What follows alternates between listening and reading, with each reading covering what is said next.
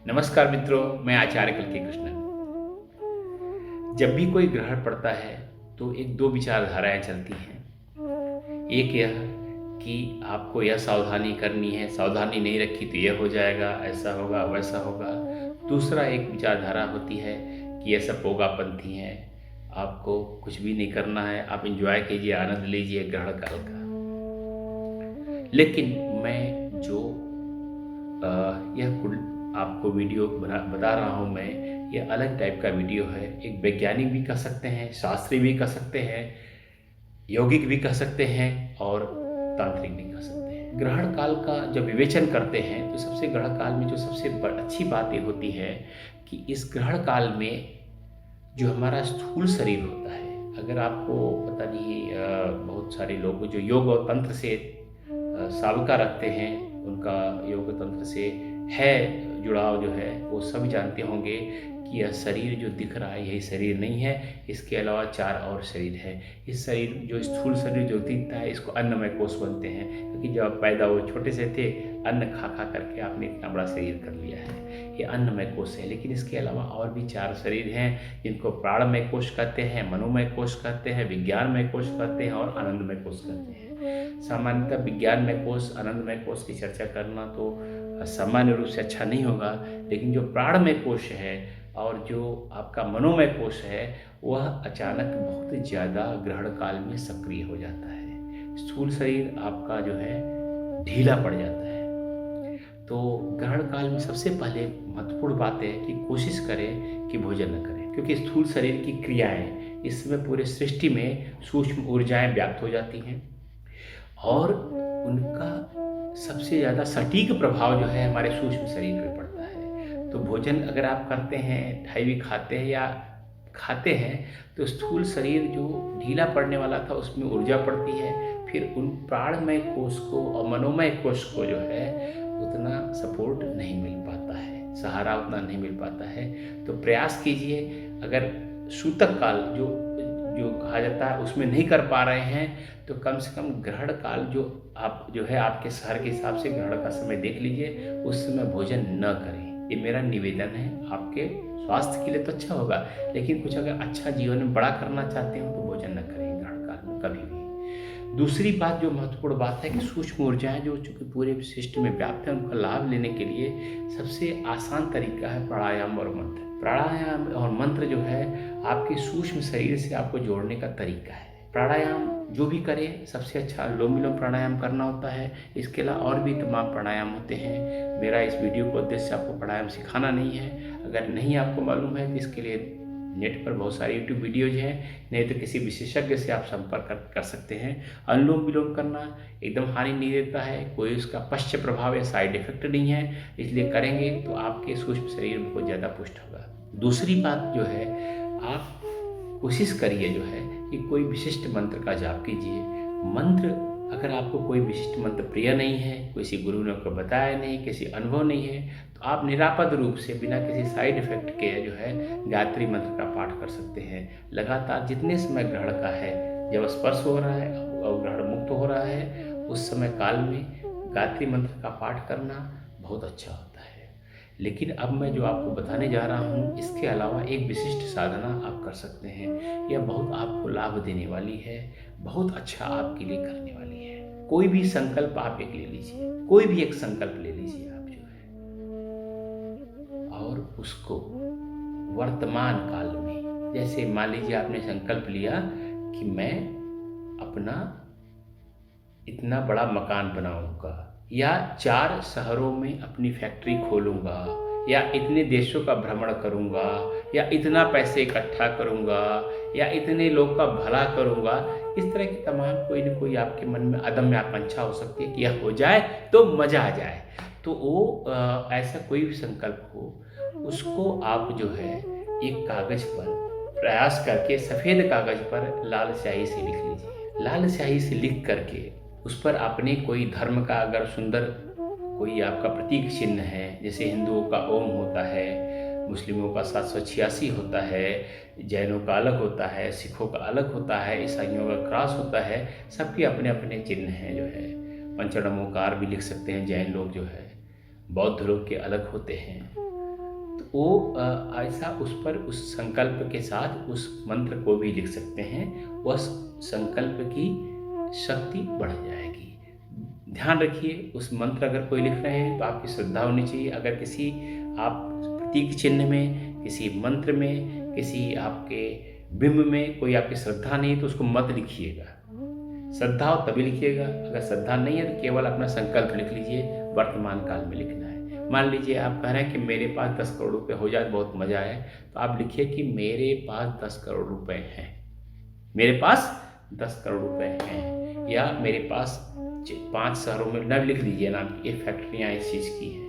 यह आप ऐसा वर्तमान काल में है करके लिखना है, गिड़गिड़ाना नहीं है, किसी से मांगना नहीं है और ऐसा सोचना होगा कि नहीं होगा, वो आप निष्ठा करके लिख लीजिए, यह बहुत आपके लिए अच्छा होगा। अब उसको लिख करके ग्रहण काल से पहले ही, एक दिन पहले ही, जब आपका अच्छा मन हो, जब आप प्रसन्न मन हो, जब आप खुश हो बहुत ज़्यादा, उस समय लिख करके कहीं रख लीजिए।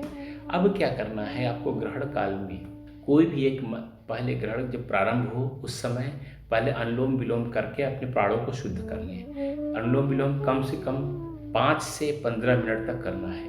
प्राणमय कोश आपका तुरंत जो है संचालन होने लगेगा। अगर 15 मिनट आपने अनुलोम विलोम कर लिया तो प्राणमय कोश आपका, क्योंकि स्थूल जो आपका अन्नमय कोश है उसके तुरंत बाद प्राणमय कोश है, तो प्राणमय कोश चलने लगता है। अब प्राणमय कोश जो आपकी एनर्जी सही ढंग से होने लगी, अब आपको प्रहार करना है मनोमय कोश पे। मनोमय कोश के लिए आपको क्या करना है कि कोशिश कीजिएगा कि आप अगर ध्यान की पद्धति जानते हो तो अल्फा स्टेट ऑफ माइंड एक होता है, जब आप तंद्रा की स्थिति में होते हैं। जैसे कि आप सब सुबह उठते हैं अचानक जो है, सुबह उठ के एकदम पूरी जागृत नहीं होते हैं, या सोते समय आप जागृत नहीं होते हैं, जब सुबह नींद सी आने लगती है, ऐसा अपना थोड़ा सा ध्यान की अवस्था में आ जाइए। अगर थोड़ा सा थकान रहेगी तो जल्दी अवस्था आती है, या मान लीजिए रात को, पिछली रात को कम सोए तब भी जल्दी आ जाएगी। तो आप अल्फा स्टेट ऑफ माइंड में, या तंद्रा जिसको हिंदी में कहते हैं, ट्रांस कहते हैं अंग्रेजी में, उसमें आकर के आप थोड़ा सा ध्यान में जा कर के, पहले आपने प्राणायाम किया, फिर ध्यान में जा कर के उस कागज़ को अपने सामने रख लीजिए। फिर आप कोई भी मंत्र का जप जो है पाठ शुरू कर दीजिए, कोई भी मंत्र का जप शुरू कर दीजिए। यह ध्यान रखिएगा कि सूर्य ग्रहण में भौतिक चीज़ों की या तंत्र वाली चीज़ों की सिद्धि जल्दी होती है।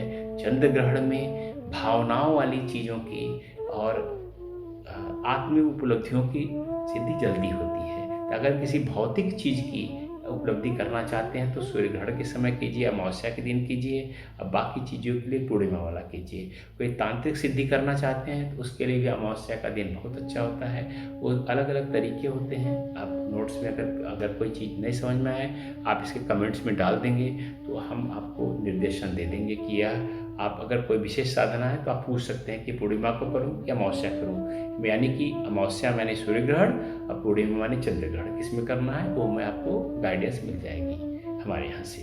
तो जो भी आपके यहाँ संकल्प लिया हुआ है, जिस भी तरह का संकल्प लिया वो कागज आपके सामने है। ग्रहण काल में बैठ गए, आपने अनुलोम विलोम करके प्राणमय कोश को ऊर्जस्वित कर दिया है। अब आता है मनोमय कोश। मनोमय कोश आपके सबकॉन्शियस माइंड तक जाता है। सबकॉन्शियस माइंड के लिए थोड़ा सा अगर अल्फा स्टेट ऑफ माइंड में चले जाएंगे बहुत अच्छा होगा। आपको क्या करना है कि उस चीज़ को अनुभूत करना है। मान लीजिए 5 फैक्ट्रियों का आपने संकल्प कर लिया है, तो आप 5 फैक्ट्रियाँ ऐसा अनुभूत कीजिए कि मेरी 5 फैक्ट्रियाँ हैं। ग्रहण काल में बैठ गए हैं तो ऐसा महसूस कीजिए, लगातार फोन ऐसे मन में ही आपको सोचना है, ऐसा कुछ नहीं, मन में ही केवल सोचना है कि मेरी 5 फैक्ट्रियाँ हैं, 5 फैक्ट्रियाँ हैं, 5 फैक्ट्रियाँ हैं। आप उसको कल्पना कीजिए कि वो इस फैक्ट्री से फ़ोन आ रहा है, उस फैक्ट्री में यहाँ आ रहा है, वहाँ इतने सेल्स हो गई है, मैं रिव्यू कर रहा हूँ। उस पूरी मन स्थिति में पूरी पहुँच जाइए। आप जो है अपनी अवचेतन मन को, सबकॉन्शियस माइंड को वहाँ तक ले जाइए जो है ग्रहण काल में, जहाँ पर वो चीज़ें हो सकती हैं। तो ग्रहण काल में आप अवचेतन मन को इस तरह से ले जाइए वहाँ पर कि आप उसी का आनंद लेने लगिए। मान लीजिए आपने सोचा 10 करोड़ रुपए हो जाए, मेरे पास 100 करोड़ रुपए हो जाए, तो आप उसी का आनंद लीजिए। उसी का आनंद लीजिए कि मेरे पास इतने रुपए हैं। जो जो चीज़ें आप रुपए आने पर सोचते, जो जो चीज़ें आप करते जो है वैसा मन में ही करना शुरू कर दीजिए। निश्चित मानिए कि धीरे धीरे धीरे आपको यह ग्रहण काल का इससे अच्छा उपयोग कोई नहीं हो सकता है। बहुत सरल साधना है, लेकिन बहुत फल देने वाली है। दूसरी बात है कि जो भी संकल्प लीजिएगा, ऐसा मत लीजिएगा जो आपके लिए आपको खुद मालूम है संभव नहीं है। मान लीजिए आपने संकल्प लिया कि मैं चंद्रमा पे रहता हूँ, आपका मन मालूम है, अवचेतन मन को मालूम है कि चंद्रमा पे रहने होने वाले नहीं है, ऐसा कोई संभावना इनके जीवन में नहीं है। ऐसा कोई भी संकल्प मत लीजिएगा ग्रहण काल में। तो ऐसा लीजिए जो संभव हो। दूसरा बात उसका जिसका आप आनंद ले सकते हैं, एकांत में कीजिएगा। अगर संभव हो तो कोई एक दीपक अगर आप जला सकते हैं, किसी भी वनस्पति तेल का मत जलाइएगा, रिफाइंड का मत जलाइएगा, शुद्ध देसी घी का या तिल या सरसों का तेल जलाइएगा। वो भी अगर सामने रख देंगे, उससे बहुत ज़्यादा अवचेतन मन को समर्थन मिलता है। अगर आप उसको रख करके एकांत में कहीं कमरा बंद कर लीजिए। पहले ऋषि मुनि गुफा में जा करके करते थे, आपको गुफा में जाने की ज़रूरत नहीं है। आप अपने गुफानुमा कमरे में बैठ जाइए और इसका संकल्प कीजिए। कहा जाता है कि सूर्य ग्रहण का फल जो है 1 वर्ष में मिल जाता है। तो अगर आपने बहुत निष्ठा के साथ ये साधना की है, बहुत निष्ठा के साथ ये साधना की है, सरल साधना है, और साथ साथ कोई भी मंत्र जिस पर आपका विश्वास है, जिस पर आपका विश्वास है, उसको अगर पढ़ेंगे तो यह बहुत शीघ्र फलीभूत होता है। सूर्य ग्रहण अगर है तो भौतिकता के लिए कर रहे हैं तो आप लक्ष्मी का कोई मंत्र पढ़ सकते हैं। चंद्र ग्रहण में कोई शिव का मंत्र पढ़ना या महामृत्युंजय मंत्र पढ़ना बहुत ज़्यादा लाभदायक होता है। तो आपको पहले क्या करना है, 1 दिन पहले, मैं संक्षिप्त में साधना की पद्धति बता दे रहा हूँ। 1 दिन पहले आप संकल्प लिख लीजिए। ग्रहण काल जब प्रारंभ हो तो 15 मिनट करीब जो है अनुलोम विलोम प्राणायाम करके प्राणायाम कोष को यशस्वी कर लीजिए। उसके बाद जो कागज़ आपने 1 दिन पहले लिखा हुआ है उसको सामने रख लीजिए और संभव हो तो एक दीपक जला लीजिए। मंत्र पाठ कोई करते जाइए, जो है कोई भी मंत्र पाठ करते जाइए। अगर कोई मंत्र आपका सिद्ध हो तो उस मंत्र को पढ़िए, नहीं तो मैंने बताया 2 मंत्रों के बारे में, तो एक मंत्रों का पाठ कीजिए, करते रहिए और उस बात की आनंदानुभूति में चले जाइए कि यह चीज़ हो गई है। 1 वर्ष के अंदर बहुत ज़्यादा संभावना है, मैंने बहुत लोग कराया है। अगर आपके अवचेतन मन जानता है कि यह चीज़ ज़िंदगी में आपके हो सकती है तो 1 वर्ष के अंदर बहुत ज़्यादा संभावना है कि हो जाएगी। यह साधना करिए और जो भी परिणाम प्राप्त हो आप हमें सूचित कीजिए, जिससे हम आगे आपको सहायता कर सकें। और इस चैनल को सब्सक्राइब न करना न भूलें। ऐसे सरल और आसान टिप आपको इससे अच्छे और कहीं नहीं मिलेंगे। धन्यवाद।